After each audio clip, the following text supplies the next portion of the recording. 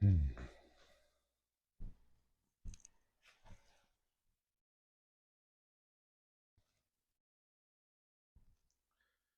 is January 26th, 2024.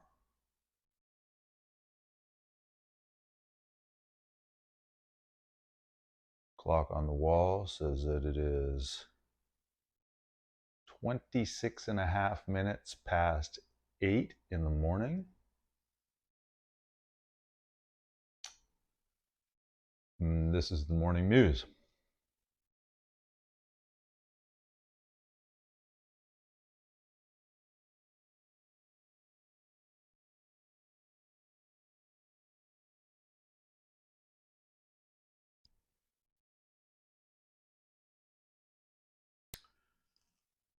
So I think the thought that is analogous to the rider who gets the whole shot this morning is the interview yesterday. That's not a thought, that's an entire experience. So narrow it. That's what the first turn does, is it narrows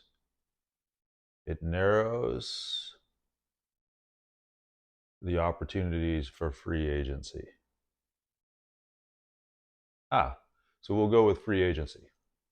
So free agency. So I am going to play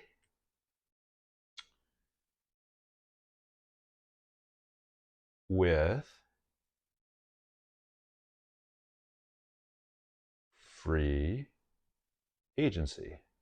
So this will be fun because that's always the case. There's a play. What is play? Play. Well, you want to play?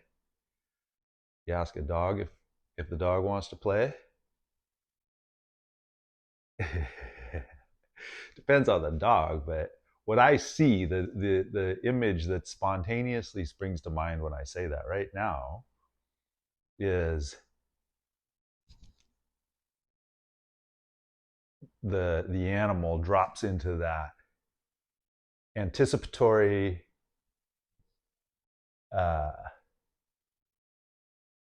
how to describe that, where, well, in yoga, in class, we call it down dog. You kind of go into this down dog, except the down, that's too much of an exaggeration. You think about the dog, he'll drop his, or she, whichever the case may be, will drop.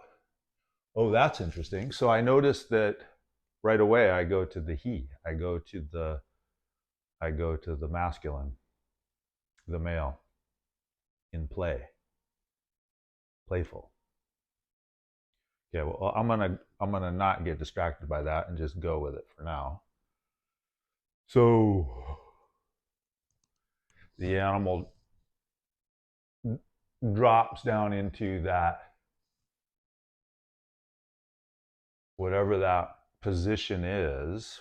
When I enact it with my body, to me it's a position of stability. It's an anticipatory position. It loads some of the most powerful muscle groups and dynamic joints. So the pecs, pectoralis, is that what we say? And the shoulder girdle is tremendously, both of them. You have two, and they can articulate like crazy, independently of one another. So all of that just blossoms in the mind's eye.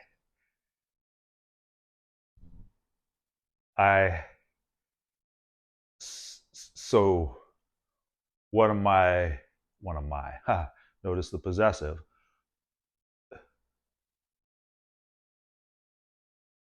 Say that without taking possession, please.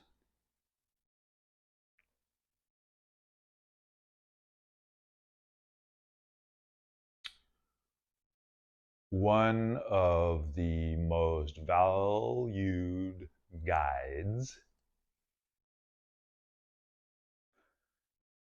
in my experience, so I will possess that for now,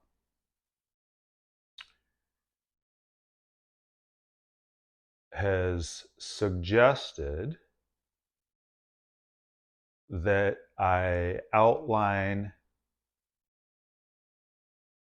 what it is that I'm going to say before I begin recording, to think about the audience, to plan it, to scheme it out.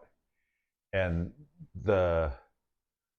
I suppose that one of the reasons that I find that guide so, and when I say guide, I'm talking about the human being, that guide so valuable is that he can tolerate and is willing to tolerate dissent. D-I-S-S-E-N-T. I think that's how you spell that. Dissent. Not descend, but dissent, as in dissonance, as in, I don't agree with you, man. I think that that's a mistake. It's not what I'm trying to, it's not what I'm about. It's not what I'm trying to do. It's not helpful to the, it's not helpful in the practice of extemporaneous speech. So free for all. I'm going for it, man. I'm going to see, I'm going to find out what it is that I have to say, and I'm going to do it live. So it's not really live in that there's the recording. Nonetheless,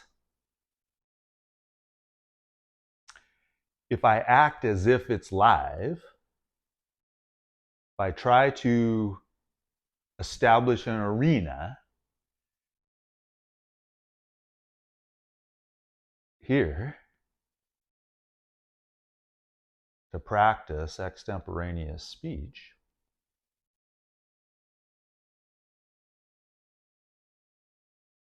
obviously one of the key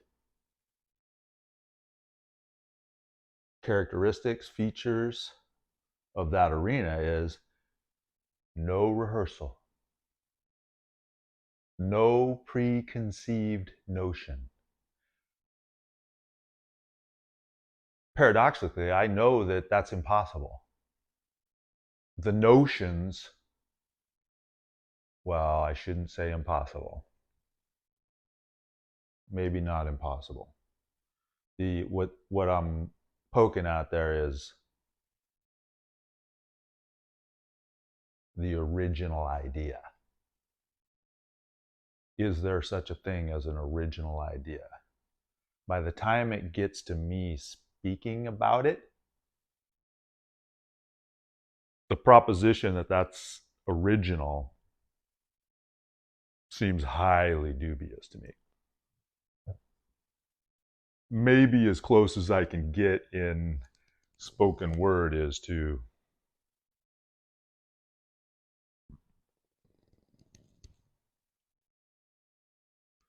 honestly, in the moment, speak the mind, we say.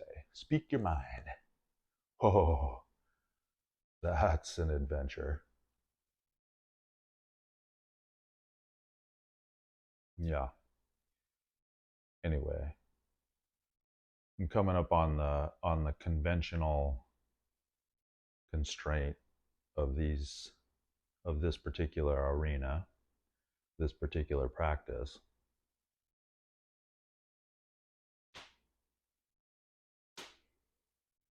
So, in an attempt to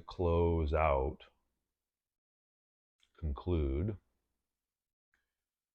this play, what wants to be said? Ask what wants to be said. Well, so we started with the play, the positioning of the body for play. And